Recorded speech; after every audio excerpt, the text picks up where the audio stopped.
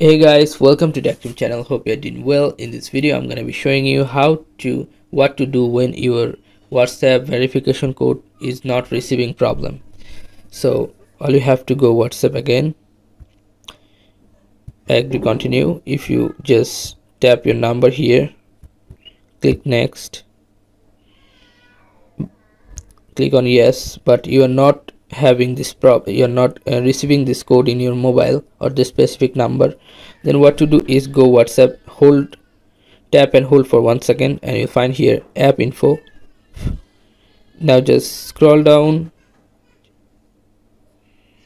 and find here notification, which should be yes. Okay, if your notification doesn't enabled, make this notification enable must. Okay, so if it still issues or doesn't work, then what you're gonna do is tap on top right corner 3 dot, and you'll find here help.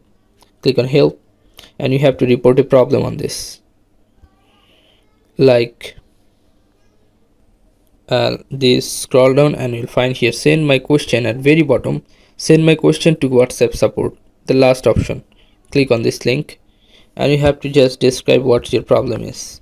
Like, I'm not having a code in my phone, please check and report me what's the problem.